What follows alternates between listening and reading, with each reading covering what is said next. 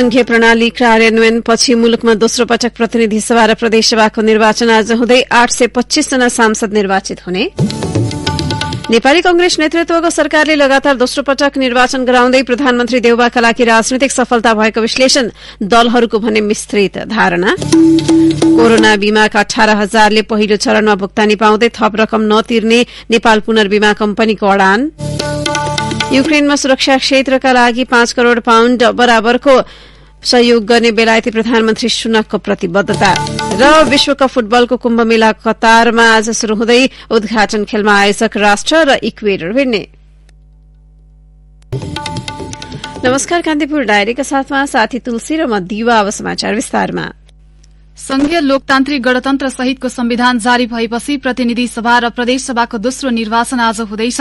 अघिल्लो पटक 2 चरणमा भएको निर्वाचन यो पटक एकै चरणमा हुन लागेको हो। आज बिहान 7 बजेबाट मतदान शुरू हुने निर्वाचन आयोगले जनाएको छ। यसैबीच आयोगले चुनावको सम्पूर्ण तयारी पूरा भएको जनाएको छ। निर्वाचनको पूर्व सन्ध्यामा हिजो आयोजित पत्रकार सम्मेलनमा प्रमुख निर्वाचन आयुक्त दिनेश थपलियाले चुनाव गराउन आवश्यक व्यवस्थापनको तयारी पूरा भइसकेको बताउनुभयो। नेपालको संविधानले प्रत्याभूत गरेको जनताको प्रतिस्पर्धात्मक लोकतान्त्रिक शासन प्रणाली, जनतामा निहित सार्वभौम सत्ता, नागरिक स्वतन्त्रता, मौलिक हक, बालिक मताधिकार, आवधिक निर्वाचन र संघीय लोकतान्त्रिक गणतन्त्रको जगमा हुन गइरहेको प्रतिनिधि सभा तथा प्रदेश सभा सदस्य निर्वाचन 2079लाई स्वच्छ, स्वतन्त्र, निष्पक्ष र भयमुक्त वातावरणमा सम्पन्न गराउन आवश्यक पर्ने निर्वाचन सञ्चालन तथा व्यवस्थापन सम्बन्धी सम्पूर्ण तयारीहरू पूरा भइसकेको छ। निर्वाचनका लागि शान्ति सुरक्षाको व्यवस्था चुस्त पारिएको प्रमुख निर्वाचन आयुक्त थपलियाको भनाइ छ। मतदान केन्द्रमा उपस्थित भई निर्धक्क भएर मतदान गर्न उहाँले सम्पूर्ण मतदातालाई अनुरोध गर्नुभयो। आइतबार बिहान 7 बजेदेखि साँझ 5 बजेसम्म प्रतिनिधि सभा तथा प्रदेश सभा सदस्य निर्वाचनका लागि मतदान हुने भएकोले यस ऐतिहासिक अवसरमा निर्वाचनमा भाग लिई आफ्नो मताधिकार प्रयोग गर्न निर्वाचन आयोगका तर्फबाट सबै मतदाताहरूलाई हार्दिक आह्वान गर्दछु। आयोगका अनुसार आचार संहिताको कार्यान्वयनका लागि अनुगमन टोली र मतदान कार्यमा खटिएका कर्मचारी र सुरक्षाकर्मीबाट समेत सूक्ष्म अनुगमनको कार्य भइरहेको छ। साथै विभिन्न संचार माध्यम र सामाजिक सञ्जालबाट प्राप्त सूचनालाई पनि आयोगले जानकारीमा लिई आवश्यक निगरानी र नियमन गरिरहेको छ। राष्ट्रपति विद्यादेवी भण्डारीले प्रतिनिधि सभा र प्रदेशसभाको निर्वाचनमा उत्साहजनक सहभागिता जनाउन मतदातालाई आग्रह गर्नुभएको छ। निर्वाचनको पूर्व सन्ध्यामा सन्देश जारी गर्दै राष्ट्रपति भण्डारीले निर्वाचनलाई स्वतन्त्र, निष्पक्ष र भयरहित बनाउन निर्वाचन आयोग, सुरक्षा निकाय लगायत निर्वाचनसँग सम्बन्धित निकायलाई आह्वानका समेत गर्नुभएको छ। संघीय लोकतान्त्रिक गणतन्त्रलाई संस्थागत गर्न आम निर्वाचनको ऐतिहासिक महत्व रहेको उहाँको भनाइ छ। निर्वाचनबाट लोकतान्त्रिक प्रणाली र संस्थाहरू जनउत्तरदायी हुँदै जाने र यसबाट शासन प्रणालीमा जनताले खोजेको सुशासन र पारदर्शिता स्थापित गर्न मद्दत पुग्ने राष्ट्रपति भण्डारीले विश्वास व्यक्त गर्नुभएको छ।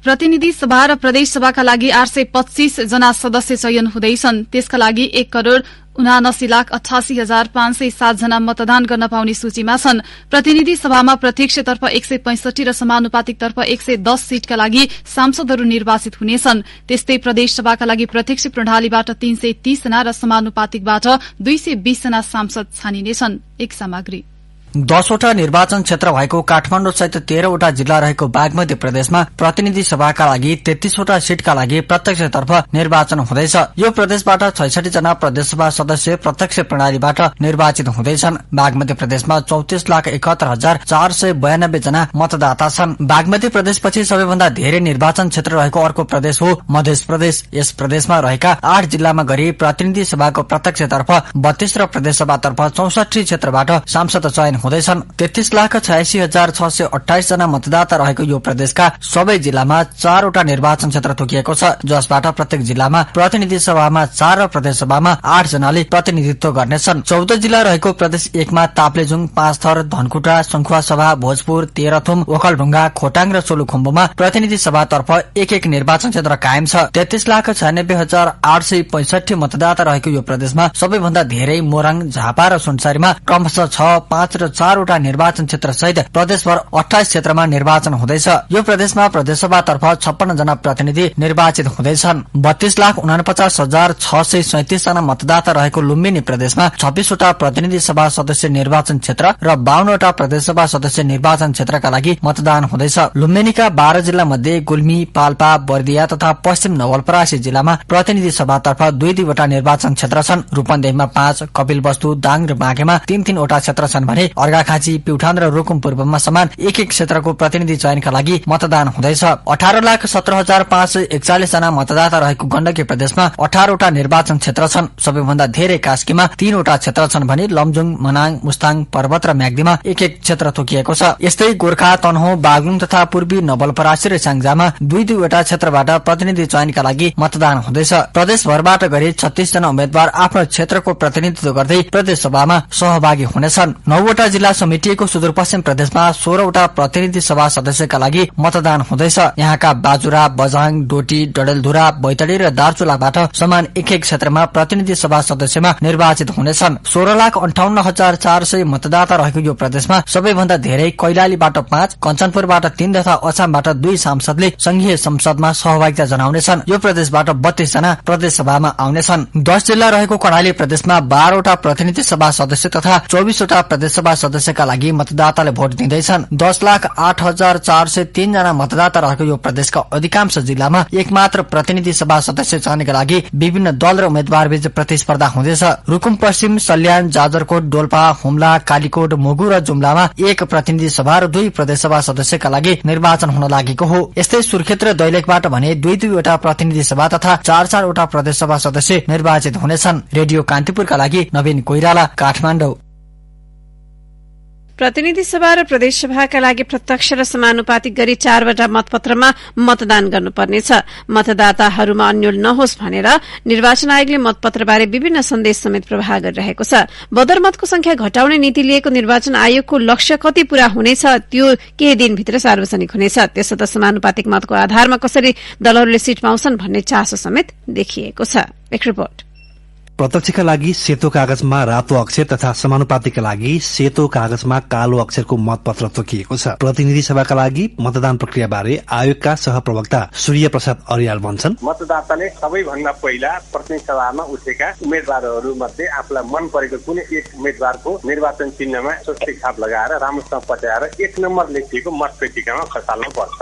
त्यसपछि उहाँ अगाडि बढ्नुहुन्छ र उहाँलाई दोस्रो मतपत्र दिइन्छ। आफूलाई मन परेको कुनै एक राजनीतिक दलको निर्वाचन चिन्हमा स्वस्तिक छाप लगाएर त्यो दोस्रो मतपत्र पनि राम्रोसँग पट्याएर 2 नम्बर लेखिएको मतपेटिकामा खसाल्नुपर्छ। प्रदेशसभा निर्वाचनका लागि भने प्रदेशगत रूपमा फरक संख्यामा जनप्रतिनिधि चयन हुनेछन्। प्रतिनिधि सभाका लागि मतदान गरे पश्चात शुरू हुने प्रदेशसभा निर्वाचनको मतदान प्रक्रिया बारे पुनः सहप्रवक्ता अर्याल, यसरी पहिलो उम्मेद्वारलाई दोस्रो दललाई गरेर प्रतिनिधि सभातर्फ 2टा मतपत्र दिइयो। त्यसपछि मतदाता अगाडि बढ्नुहुन्छ र तेस्रो मतपत्र दिइन्छ। यो तेस्रो मतपत्र प्रदेश सभातर्फको मतपत्र हो। यो चाहिँ प्रदेश सभामा उम्मेद्वारको रूपमा उठ्नुभएका कुनै एक उम्मेद्वारको निर्वाचन चिन्हमा स्वस्तिक छाप लगाएर राम्रोसँग पट्याएर 3 नम्बर लेखिएको बाकसमा खसाल्नु पर्दछ र अन्तिममा मतदातालाई चौथो मतपत्र दिइन्छ जुन प्रदेश सभाको राजनीतिक दलको लागि हो। 1,79,88,570 जनाले मताधिकार पाएको चुनाव पश्चात आउने परिणामको आधारमा राजनीतिक पार्टीको क्रमबद्धता छुट्याइन्छ। राष्ट्रिय पार्टी बन्दका लागि प्रतिनिधि सभामा कम्तीमा 1 सीट तथा समानुपातिक प्रणाली अन्तर्गत खसेको मत मध्ये सदर मतको कम्तीमा 3% मत अनिवार्य हुने प्रावधान राजनीतिक दल सम्बन्धी ऐनमा उल्लेख छ। सो थ्रेसहोल्ड नकटाउने दल तथा उम्मेद्वारको हैसियत बारे सहप्रवक्ता अर्याल भन्छन्, 165 निर्वाचन क्षेत्रबाट एउटा अथवा त्योभन्दा बढी निर्वाचन क्षेत्रबाट जिताउनु भयो, तर समानुपातिक निर्वाचन प्रणालीतर्फ कुल सदरमतको 3% कटाउन नसकेको कारणले गर्दा उहाँको त्यतापट्टि प्रतिनिधित्व भएन भने पहिले उनी निर्वाचित हुने निर्वाचन प्रणाली अथवा प्रत्यक्षतर्फको प्रतिनिधित्वको कारणले गर्दा संसदमा प्रतिनिधित्व गर्ने दलमा हुनुहुन्छ उहाँहरूको नाम। अब 165वटा निर्वाचन क्षेत्रमा कुनैमा पनि जित हासिल भएन, तर यता समानुपातिक तर्फ चाहिँ दललाई प्राप्त मत कुल सदरमतको 3% भन्दा बढी ल्यायो भने सांसद चाहिँ उहाँहरूले प्रतिनिधित्व गराउन सक्नुहुन्छ। यसरी पनि उहाँहरू संसदमा प्रतिनिधित्व गर्ने दलको रूपमा हुनुहुन्छ। विगतमा जस्तै यो पटक कति भोट खस्छ भन्ने चासो पनि उत्तिकै छ। 2074 सालको स्थानीय तहको चुनावमा 74.16% मतदान भएकोमा सोही सोही वर्ष भएको प्रतिनिधि तथा प्रदेशसभा निर्वाचनमा 67% मतदान भएको थियो। त्यस्तै गत वैशाखमा भएको स्थानीय तहको निर्वाचनमा 64% मतदान भएको निर्वाचन आयोगको तथ्याङ्क छ। 4 थरी मतपत्र तथा प्रत्यक्ष र समानुपातिकका लागि दिइने भोटको गणना लगायतमा देखिएको चासोका बीच मत प्रतिशत बढ़ाउने र बदरमतको संख्या घटाउने निर्वाचन आयोगको लक्ष्य कति पूरा हुने हो त्यो केही दिनभित्र थाहा हुनेछ। रेडियो कान्तिपुरका लागि रमेश दुलाल। रिपोर्टपछि कान्तिपुर डायरीमा अब ब्रेकको पालो। ब्रेकपछि कान्तिपुर डायरीमा अब कान्तिपुर सविस्तारको पालो। कान्तिपुर सविस्तार। 2072 सालमा संविधान जारी भएपछिको प्रतिनिधि सभा र प्रदेश सभाको दोस्रो निर्वाचनका लागि चुनावी सरकारको नेतृत्व नेपाली कंग्रेसले गरेको छ। 2074 सालको निर्वाचनमा वामपन्थी गठबन्धनका कारण दोस्रो स्थानमा खुम्सिए पनि ठूला वामपन्थी दलमा आएको विभाजनका कारण कंग्रेसले लगातार दोस्रो पटक चुनावी सरकारको नेतृत्व पाएको हो। वामपन्थी दलको सरकारले अहिलेसम्म आम निर्वाचन गराउन नसकेको इतिहासबीच प्रधानमन्त्री शेरबहादुर देउवाकै कार्यकालमा चुनाव हुनुलाई कतिपयले उनको राजनीतिक सफलताको रूपमा अर्थ्याएका छन् भने अन्य दलले यसलाई संयोग मात्र ठानेका छन्। एमाले नेतृत्वको तत्कालीन सरकारको पालामा 2 पटक विघटन भएको संसदले सर्वोच्च अदालतको आदेशपछि पुनर्स्थापना भई आफ्नो 5 वर्ष कार्यकाल पूरा गरेपछि मुलुक निर्वाचनमा होमिएको छ। संविधान जारी गर्न आफ्नो नेतृत्वको मुख्य भूमिका रहेको दावी गर्दै आएको नेपाली कंग्रेसका सभापति शेरबहादुर देउवाले अन्ततः कम्युनिष्ट पार्टीहरूको विभाजनका कारण चुनावी सरकारको प्रधानमन्त्री बन्ने मौका पाएका छन्। कतिपयले लोकतन्त्रमा विश्वास गर्ने पार्टी भएकाले मुलुकका अधिकांश राजनीतिक परिघटनासँग कंग्रेस जोडिने गरेको विश्लेषण गरेका छन्। राजनीतिक विश्लेषक पुरुषोत्तम दाहाल फेरि पनि चुनावी सरकारको नेतृत्व गर्न पाउनु कंग्रेसका लागि सौभाग्य भएको तर्क गर्छन्। उनी भन्छन्, लोकतान्त्रिक आन्दोलनको प्रक्रियालाई अगाडि बढाउने कुरा पनि हुन सक्छ। 47 सालदेखि हेर्यो भने 48 साल खास गरी किशनजीको समयमा संविधान निर्माण भयो र परिवर्तनको नेतृत्व कांग्रेसले नै गरिराखेको हुनाले सम्भवतः त्यो नेतृत्व पछाडिका अवस्थाहरूमा यस्तो संयोग जुडिराखेको हुन सक्छ। 2046 सालको राजनैतिक परिवर्तन पछिका आम निर्वाचन र 2064 मा संविधान सभा निर्वाचन गर्ने चुनावी सरकारले कंग्रेसकै नेतृत्वमा सम्पन्न भएको विगत सबै सामु छ। वामपन्थीहरूको 2/3 निकटको सरकारलाई विस्थापित गर्दै कंग्रेसले 2 वटा वामपन्थी शक्तिसँगै गठबन्धन बनाउँदै चुनावी सरकारको नेतृत्व पाएको हो। सत्ता साझेदार दलहरूले भने यसलाई संयोग मात्रै मान्न सकिने बताएका छन्। एकीकृत समाजवादीका महासचिव डाक्टर बेदुराम भूषालले भने, सामान्य कुरा हो नि, यसमा कसरी लिनुपर्छ र? माओवादी पार्टी पनि मिसिया थियो, पछि चाहिँ अब एमाले र माओवादी गठबन्धन भएपछि कांग्रेस एक्लै रह्यो सत्तामा। कांग्रेसको एकल सरकार त थिएन नि त त्यति बेला। त्यसको कुरा हो, त्यसले के फरक पर्छ? विक्रम सम्वत 2052, 2058, 2059, 2074 मा प्रधानमन्त्री बनेका कंग्रेस सभापति शेरबहादुर देउवा गठबन्धनको नेतृत्व गर्दै 5औं पटक 2078 साउन 28 गते सर्वोच्च अदालतको फैसलापछि प्रधानमन्त्री बनेका छन्। संविधान कार्यान्वयनलाई लिएर प्रश्न उठिरहेका बेला मुलुकलाई स्थायित्वतर्फ लैजाने अपेक्षा गरिएको निर्वाचन गराएको श्रेय पाउनु प्रधानमन्त्री देउवा र कंग्रेसका लागि महत्वपूर्ण हुने धारणा पनि व्यक्त भएका छन्। राजनीतिक विश्लेषक डाक्टर डिलीराज खनाल भन्छन्, हिजो जसरी नेपाल कम्युनिस्ट पार्टी वा चाहिँ मिलेको सर पार्टी थियो, उसको अलमोस्ट 2/3 हुनाले अब उसले नै चुनाव गर्नुपर्ने थियो, मिल्न सकेन। दुवैचोटि संसद विघटन गर्ने अनि त्यसपछि आएर अदालतले चाहिँ प्रधानमन्त्री सही प्रस्तुत गर्ने, अब यो सबै कुराले चाहिँ नेपाली कांग्रेसकै नेतृत्वमा चुनाव गर्ने स्थिति बन्यो। त्यसैले गर्दाखेरि यो ठ्याक्कै योजनाबद्ध भन्ने भन्दा पनि घटना परिघटना राजनैतिक जोडकोड अब घटनाक्रमहरूले चाहिँ त्यतापट्टि ड्र्याग गरेर अब त्यस्तो एउटा संयोग पर्यो भन्ने मलाई लाग्छ। कम्युनिस्टहरूको एकताबाट बनेको बहुमतको सरकारको नेतृत्व गरेका तत्कालीन नेकपा अध्यक्ष केपी शर्मा ओलीले 2 पटक संसद विघटन गरे। सर्वोच्चको फैसलाले सरकार पनि ढल्यो, नेकपा विभाजनमा पर्यो। त्यसको सबैभन्दा ठूलो मार एमाले भित्र देखियो। नेता माधव कुमार नेपालले एकीकृत समाजवादी पार्टी स्थापना गरे। कम्युनिस्टहरूको विभाजनको अवसर तत्कालीन अवस्थामा कंग्रेसले लिएको प्रश्न हुन्छ। गत वैशाखमा स्थानीय तहको निर्वाचन गर्दै आफ्नो पार्टीलाई पहिलो स्थानमा ल्याएका देउवाले लगातार अर्को चुनाव गराउने अवसर पाएका हुन्। यसलाई लिएर सत्ता साझेदार दलकै भिन्न मत देखिएका छन्। माओवादी केन्द्रका महासचिव देव गुरुङ भन्छन्, कसको नेतृत्व भन्ने कुरा भन्दा पनि आखिरमा गठबन्धनको चाहिँ प्रक्रियाबाट अगाडि बढेको हो। नेतृत्व भनेको नीतिले गर्ने कुरा हो, निर्णयले गर्ने कुरा हो, निर्णय आपसी सहमतिको आधारमा निर्णय गर्ने प्रक्रिया हो। वर्तमान गठबन्धन सरकारको उद्देश्य निर्वाचन गराउने नभएको भन्दै टिप्पणी सबैभन्दा बढी एमाले नेतृत्वबाट भएको थियो। यही पृष्ठभूमिमा कांग्रेस नेतृत्वको गठबन्धन सरकारले चुनाव गराउनुको अर्थ के हुन्छ भन्ने प्रश्नमा एमाले उपमहासचिव पृथ्वी सुब्बा गुरुङले भने, नेकपा कांग्रेस नेतृत्वमा चुनाव हुँदाखेरि पनि 51 सालमा नागरिक पार्टी बनेर सरकार बनाएको हो। 74 पनि शेरबहादुर देउजी नै प्रधानमन्त्री हुनुहुन्थ्यो, हामी पहिलो पार्टी बनेकै हो। राज्य सत्ताको दुरुपयोग गर्ने, प्रहरी प्रशासनको दुरुपयोग गर्ने काम त गरिरहेकै छ। त्यसको यथोचित प्रतिवाद गर्दै जनताको व्यापक समर्थनमा गइरहेको। यता कांग्रेसले आफ्नो नेतृत्वमा चुनाव सम्पन्न हुनुलाई लोकतान्त्रिक मूल्य मान्यता र संविधानको पूर्ण कार्यान्वयन प्रति आफूहरूको प्रतिबद्धताको उदाहरण भएको बताएको छ। हार जीत भन्दा पनि लोकतान्त्रिक पद्धतिलाई आत्मसात गर्दै जनतालाई आफ्नो प्रतिनिधि छान्ने अवसर दिलाउनु महत्वपूर्ण भएको भन्छन् कांग्रेस प्रवक्ता डाक्टर प्रकाश चरण महत। उनले भने,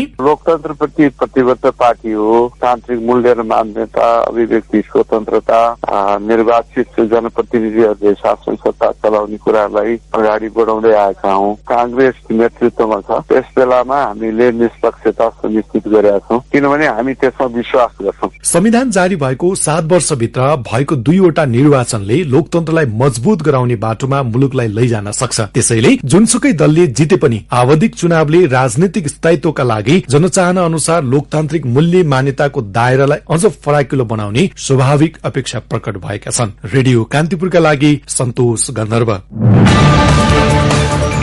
कान्तिपुर सविस्तार।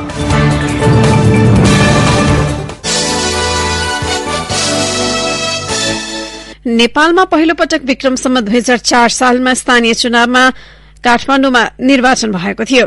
त्यति बेला महिलाहरूले मतदानको अधिकार समेत पाएका थिएनन्। समयक्रममा महिलाहरू नै चुनावमा प्रतिस्पर्धा गर्ने र उनीहरूले मताधिकार समेत पाएका छन्। लैंगिक समानताको दृष्टिकोणले महिलाहरूको चुनावी प्रतिस्पर्धालाई लिएर विभिन्न कोणमा व्याख्या र विश्लेषण भइरहेका छन्। यसै सन्दर्भमा नेपालका निर्वाचनहरूमा महिला सहभागिताको ऐतिहासिक पक्षबारे तयार पारिएको एक सामग्री।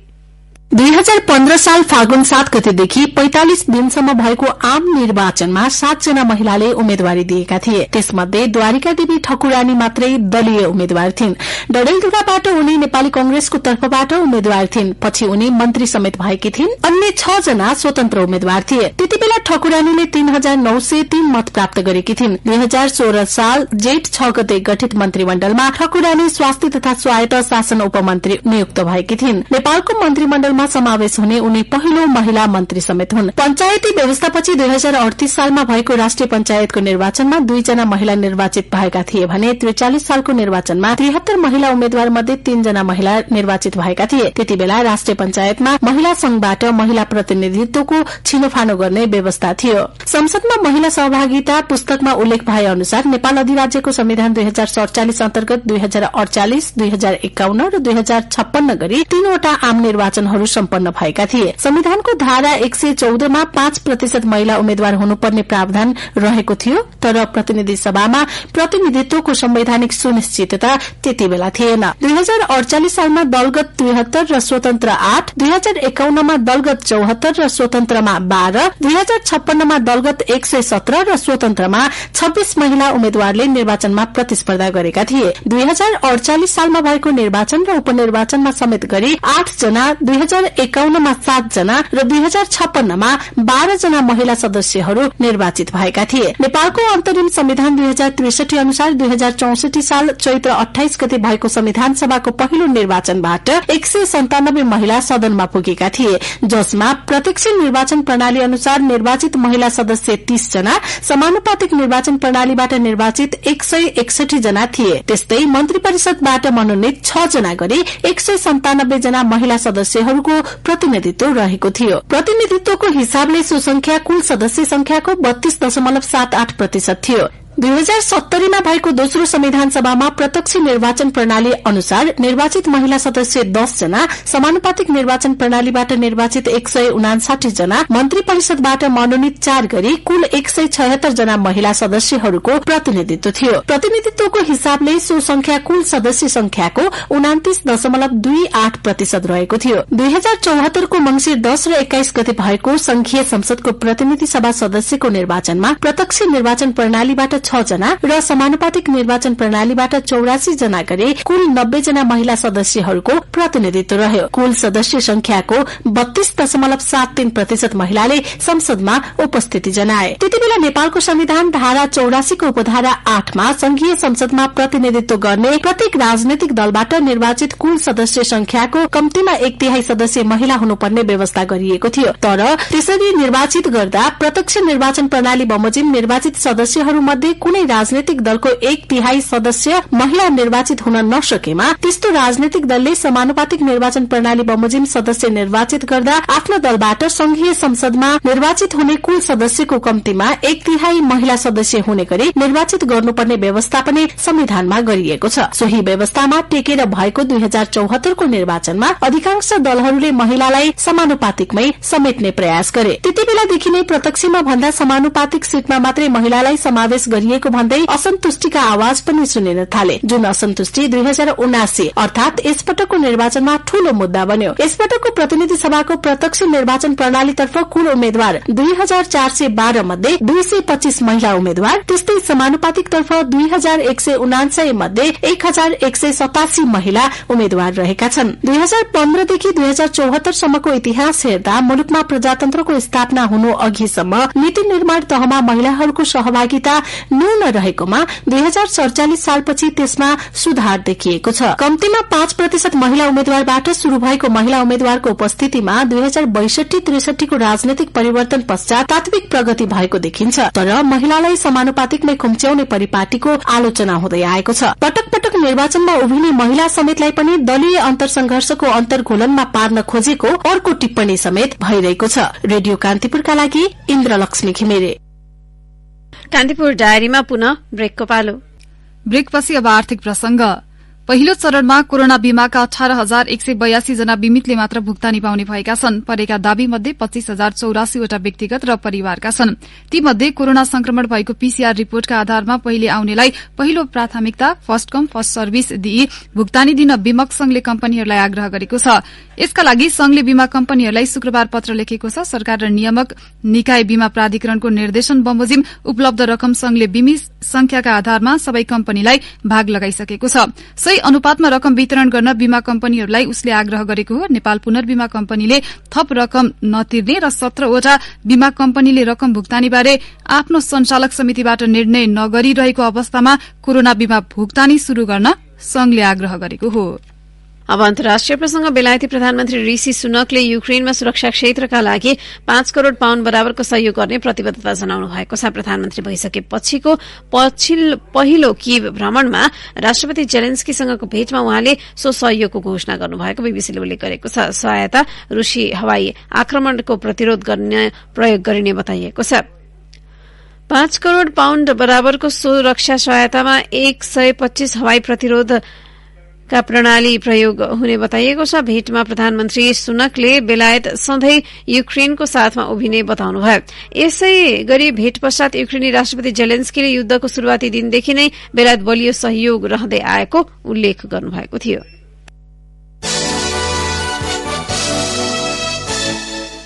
अब खेल प्रसंग। फिफा विश्वकप 2022 कतारमा आज शुरू हुँदैछ। 32 राष्ट्र सहभागी विश्वकपमा 8 समूहमा विभाजन गरिएको छ। प्रत्येक समूहबाट 2 टोली शीर्ष 16मा प्रवेश गर्नेछन्। विश्वकपको फाइनल खेल आगामी पुस 3 गते हुनेछ। उद्घाटन खेलमा आयोजक राष्ट्र कतार र इक्वेडर बीच प्रतिस्पर्धा हुनेछ। खेल नेपाली समय अनुसार राति पौने 10 बजे शुरू हुनेछ। कतार र इक्वेडरसँगै समूह एमा सेनेगल र नेदरल्याण्ड्स पनि रहेका छन्। 60,000 दर्शक क्षमताको अल बायत स्टेडियममा कतार विश्वकपको भव्य उद्घाटन हुनेछ। अरब क्षेत्रमा विश्वकप आयोजना गर्ने पहिलो कतार विश्वकपको 92 वर्ष इतिहासमा क्षेत्रफलको हिसाबले सबैभन्दा सानो आयोजक पनि बनेको छ। श्रमिकलाई उचित ज्याला र सुरक्षा नदिएको, बस्नका लागि राम्रो व्यवस्था नगरेको, श्रमिकलाई न्यूनतम अधिकार नदिएको जस्ता चर्को आरोप कतार सरकारले खेपिरहेको छ। कतारमा समलैंगिकतालाई बन्देज गरिएको छ। त्यसैले केही पूर्व खेलाड़ी, अधिकारकर्मी संगठन र सरकारले विश्वकपलाई बहिष्कार गर्ने घोषणा गरेका छन्। यसैबीच नेपाली दर्शकले अतिरिक्त शुल्क तिरेर टेलिभिजनमा प्रत्यक्ष रूपमा विश्वकप फुटबल हेर्न पाउने भएका छन्।